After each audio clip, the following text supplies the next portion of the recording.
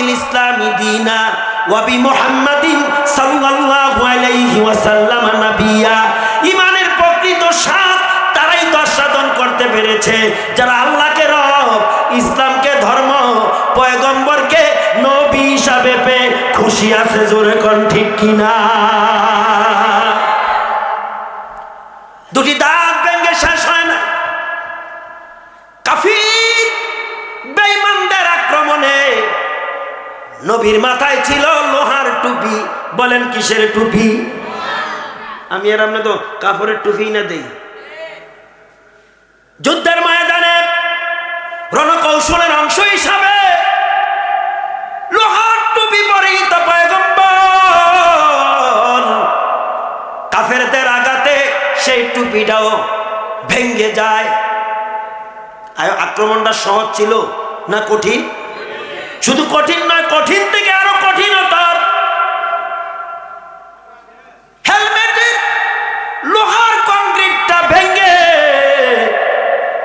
আমার নবীর মাথার এক সাইডে ঢুকে পড়ে। দাঁত ভেঙ্গে ক্ষান্ত হয় নাই, লোহার টুপির হেলমেট ভেঙ্গে নবীর মাথার এক পাশে গিয়ে বসে পড়ে। রক্ত ঝরতে ঝরতে আমার নবী উহুদে দাঁড়াইয়া থাকতে পারে নাই। রক্ত শূন্য অবস্থা হয়ে তিনি ময়দানে ঢলে পড়ে। খলিলাবাদের মুসলমান কই গো? তোমার দিলে নবীর কি মহব্বত আছে? কান লাগাইয়া শোনো। পড়ে যায় ময়দানে। ময়দান বর্তমান সময়ের মতো এত সমতল তখন ছিল না। এত সমতল ছিল উহুদ ময়দান। আলু ডালুর উঁচু নিচু জায়গায় নবী উলুট পালুট খেতে খেতে একটা গর্তের মতো সংকীর্ণ জায়গায় আমার নবী পড়ে যায়। তখন আর তাকে দেখা যায় না। এই মুহূর্তে মুশরিক কাফিরেরা মুসলমানদের শক্তিকে দুর্বল করে দেওয়ার জন্য একটা অপবাদ ছড়াইয়া দিল। ও মুসলমানেরা, তোমাদের নবী মুহাম্মদ নাই, মুহাম্মদ কতল হয়ে গেছে।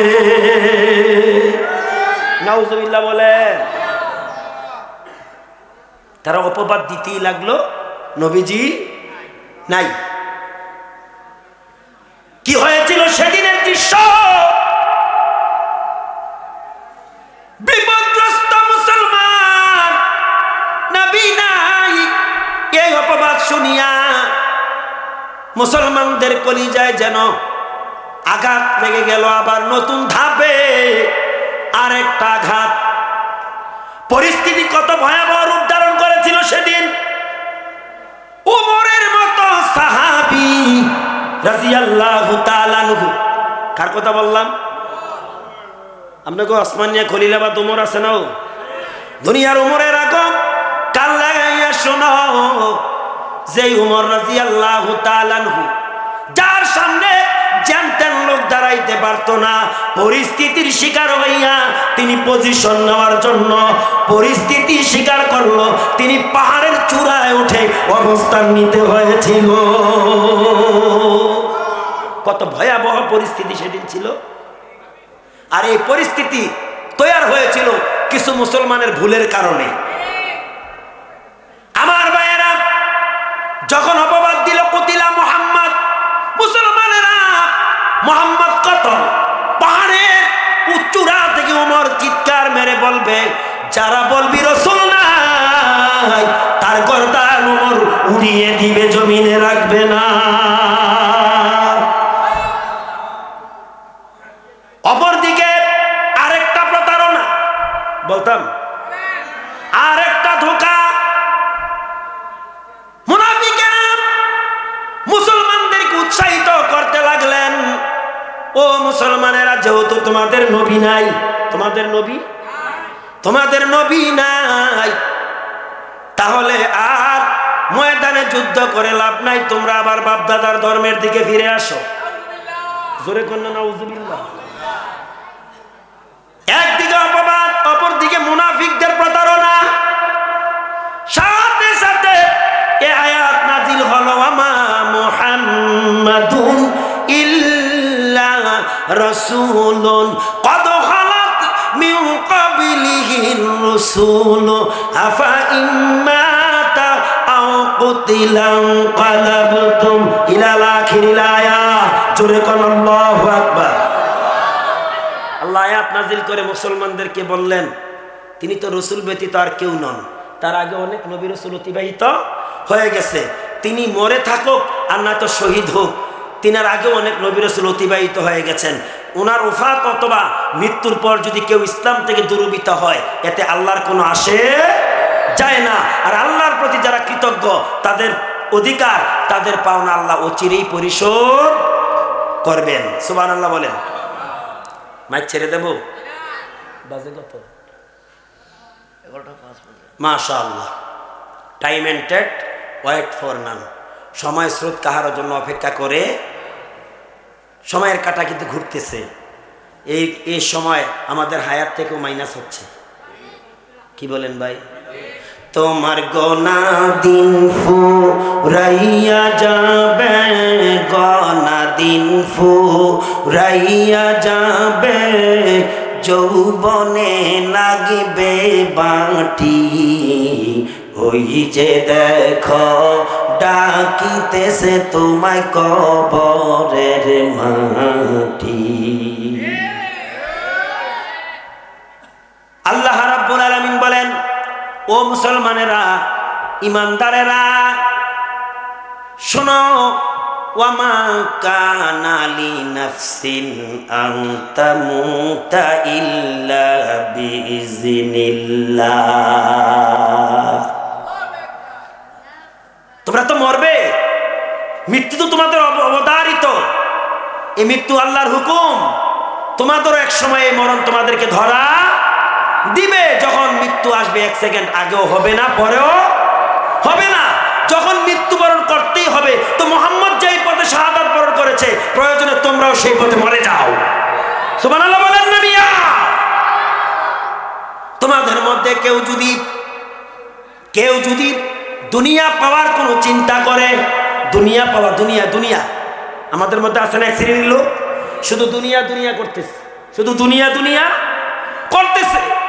আখেরাত বাদ দিয়া, পরকাল বাদ দিয়া, কবরের চিন্তা বাদ দিয়া, মৃত্যুর ফিকির বাদ দিয়া শুধু দুনিয়ার ফিকিরে ব্যস্ত আছে না? আছে না? পয়গম্বর বলেন শুধু যারা দুনিয়া দুনিয়া করে ওয়াকালিবুহা কালাব, এরা কুকুরের মতো। নাউজুবিল্লাহ বলেন না? সাবধান সাবধান, সৃষ্টির শ্রেষ্ঠ জীব আমরা। কিন্তু রাসূল বলছেন এই শ্রেষ্ঠ জীব যারা আখিরাত বাদ দিয়া, পরকাল বাদ দিয়া, মরণ বাদ দিয়া, কবর বাদ দিয়া, সিরাত মিজান বাদ দিয়া, জান্নাত জাহান্নাম এগুলো অবহেলা করিয়া, চিন্তা চেতনা না করিয়া শুধু দুনিয়া দুনিয়া করে, রাসূল বলেন ওয়াকালিবুহা কালাব, এরা কুকুরের ন্যায়। নমি গোয়াম কে আজ দুনিয়া জুদাবাস, বাহার করে কে বাসিবা খোদাবাস। না, আল্লাহকে বাদ দিয়া দুনিয়াকে পাওয়ার আশায় ঘুরিও না। মনে রাখো, আমাই ইউরিদ সাওয়াবাদ দুনিয়া নুতিহি মিনহা। আল্লাহ আয়াত নাযিল করলেন যারা দুনিয়ার চিন্তা চেতনা করে আল্লাহ তাদেরকে দুনিয়াই দান করে। যেমন ফেরাউন, কে ফেরাউন 450 বছর লং টাইম আল্লাহ হায়াত দিয়েছিল, ঠিক না বেঠি? এই হায়াতের মধ্য দিয়ে অনেক কিছু তাকে আল্লাহ উপটুকুন দান করেছিল, কথা বলেন ঠিক না? এর মধ্যে উল্লেখযোগ্য হলো এই 450 বছরের জিন্দেগিতে তার ঠান্ডি কাশিটা পর্যন্ত হয় নাই। সুবহানাল্লাহ বলতেন না? এ ব্যবস্থা করছে কে? যদিও সে নাফরমান ছিল, পৃথিবীর তথাকথিত একজন আল্লাহর অবাধ্য বান্দা, দিনের বেলায় নিজে খোদাই দাবি করত, আনা রব্বুকুমুল আলা, আমি তোমাদের খোদা। গভীর রাত্রে সে একান্তভাবে গিয়ে আল্লাহর কাছে বলতো, আল্লাহ আমি তো জানি তুমি একজন, তুমি একক, তোমার কোনো শরীক নাই। কেন যে আমি আমার নিজেকে খোদা দাবি করি তুমি তো জানো, আমি দুনিয়া চাই, আখেরাত চাই না। জোরে কন্যা নাউজুবিল্লাহ। আমরা কি সেই ফেরাউনের স্বভাবে আমাদের চরিত্র করব নাকি? জোরে কোন করব? আল্লাহ বলেন ওমাই ইউরিদ সাওয়াবাদ দুনিয়া নুতিহি মিনহা, যারা দুনিয়া কামনা করে আল্লাহ তাদেরকে দুনিয়ায় দান করে। ওয়া মাই ইউরিদ সাওয়াবাল আখিরাতি নুতিহি মিনহা, পক্ষান্তরে যারা পরকালের চিন্তা করিয়া দুনিয়া দিয়া আখিরাত করে আল্লাহ তাদেরকে বিনিময়ে পরকালে দিবে। জোরে বলেন মারহাবা।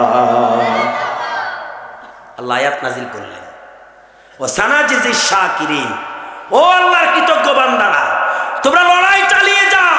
মুহাম্মদ যেই রাস্তায় গেছে তোমরাও সেই রাস্তা ধরো। সুবহানাল্লাহ বলে।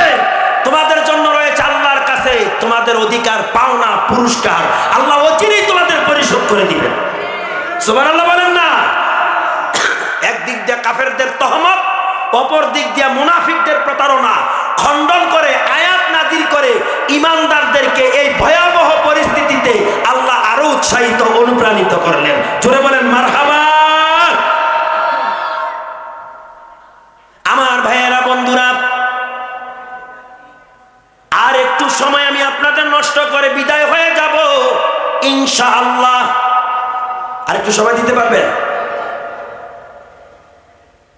আল্লাহর নবী আহত হয়ে জমিনে পড়ে আছে। সাহাবীরা যেন পাগল প্রায় হয়ে গেছে, কারণ সাহাবীরা এমন মুসলমান ছিল যাদের জীবনের চেয়ে রাসূলকে বেশি প্রাধান্য দিত।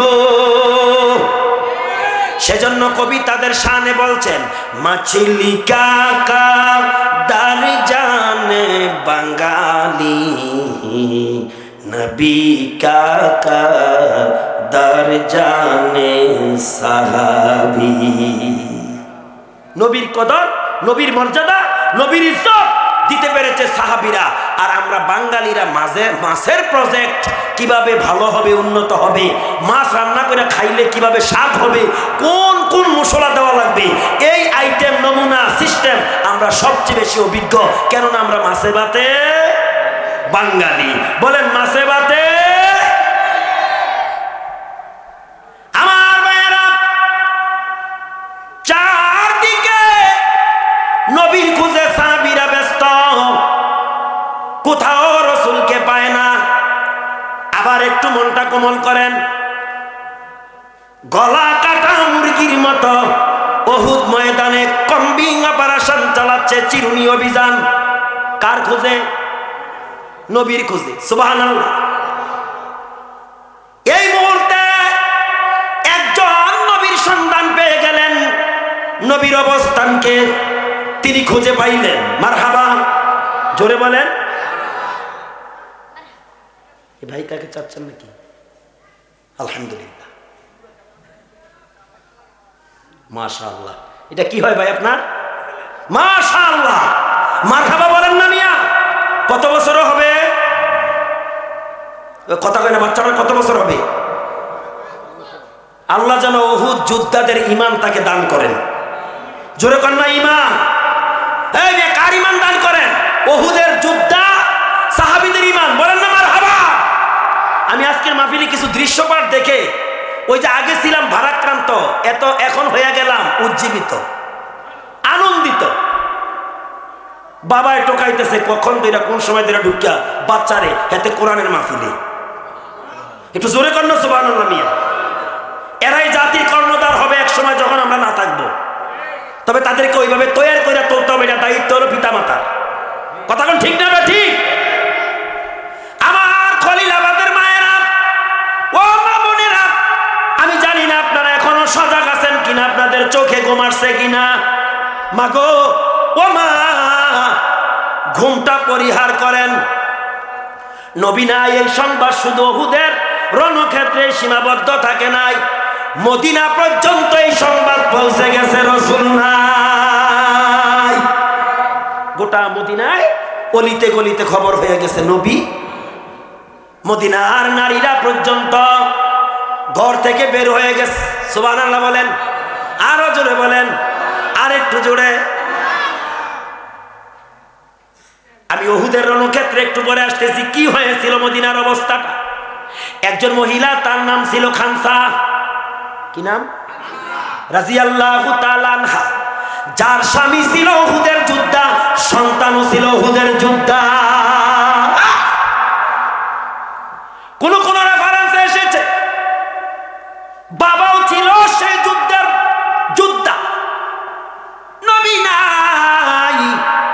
যখন খবর পেলেন তিনি পাগলিনীর মতো ঘর বাড়ি ছেড়ে চলে গেল উহুদের দিকে। সুবহানাল্লাহ বলে। রাস্তায় যাকে পায় তাকেই জিজ্ঞাসা করে, কে কে রে, তুমি কি উহুদ থেকে আগত? বলে হ্যাঁ।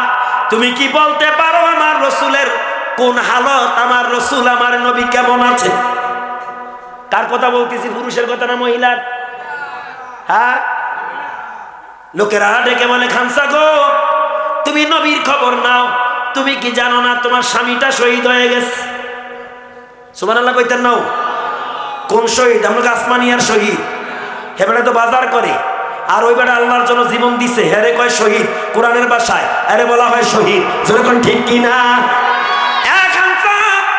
তোমার স্বামী শহীদ হয়ে গেছে। মহিলা কত বড় মুমিনা ছিল, তিনি সাথে সাথে বললেন আলহামদুলিল্লাহ, আমি শহীদের স্ত্রী হয়ে গেলাম। কপাল আমার এত ভালো, হাসরের ময়দানে আল্লাহ বুঝি আমাকে শহীদের স্ত্রী বলে ডাক দিবে।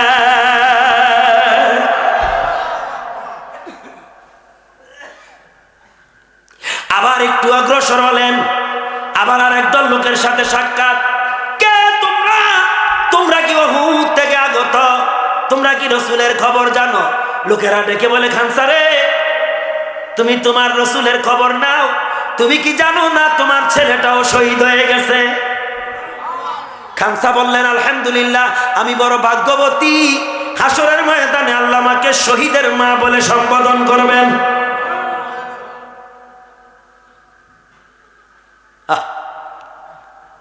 যাই হোক, শুধু পুরুষদের, সাহাবীদের, পুরুষ সাহাবাদের দিলে রসুলের মহাব্বত ছিল না, মহিলা সাহাবীরাও নবীর জন্য অনুপ্রাণিত ছিল, উদ্গ্রীব ছিল। এই জন্য আল্লাহ কোরআনে বলছেন ওয়াল মুমিনুনা ওয়াল মুমিনাত, পুরুষ এবং নারী মুমিন এরা ইসলামের স্বার্থে একে আরেকজনের সহযোগী। সুবহানাল্লাহ বলেন।